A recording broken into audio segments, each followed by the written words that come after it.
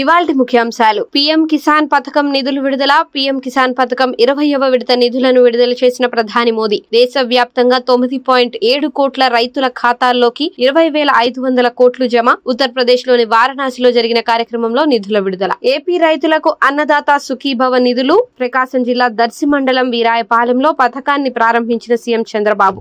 ఒక్కో సాగదారుడికి తొలి విడత 7,000 రూపాయలు జమ. రాష్ట్రంలోని 46,85,838 మంది రైతులకు లబ్ధి. ప్రధాని నరేంద్ర మోదీపై సీఎం రేవంత్ రెడ్డి సంచలన వ్యాఖ్యలు. 75 ఏళ్లు నిండిన మోదీని ప్రధాని పదవి నుంచి తప్పించాలని ఆర్ఎస్ఎస్, బీజేపీ నేతలు యత్నిస్తున్నారని వ్యాఖ్య. అద్వానీ, మురళీ మనోహర్ కు వర్తించిన వయస్సు మోదీకి వర్తించదా అని ప్రశ్న. మోదీని పదవి నుంచి దించబోయేది రాహుల్ గాంధీ మాత్రమేనని వెల్లడి. రాష్ట్రంలో ఉప ఎన్నికలు ఖాయం. కేసీఆర్ పార్టీ ఫిరాయించిన ఎమ్మెల్యేల నియోజకవర్గాల్లో ఉప ఎన్నికలు రావడం పక్కా అని కామెంట్. ఉప ఎన్నికలకు పార్టీ శ్రేణులు సిద్ధం కావాలని పిలుపు. స్థానిక సంస్థల ఎన్నికల్లో మంచి ఫలితాలు సాధించేలా కృషి చేయాలని సూచన. ఎన్నికల సంఘంపై రాహుల్ గాంధీ సంచలన వ్యాఖ్యలు. లోక్సభ ఎన్నికలు రిగ్గింగ్ అయ్యాయని ఆరోపణ. 15 సీట్లతో మోదీ ప్రధాని అయ్యారని వ్యాఖ్య. 6 నెలల్లో ఆధారాలు సేకరించామని బాంబు పేల్చిన రాహుల్. త్వరలో అన్ని బయటపెడతామని వెల్లడి.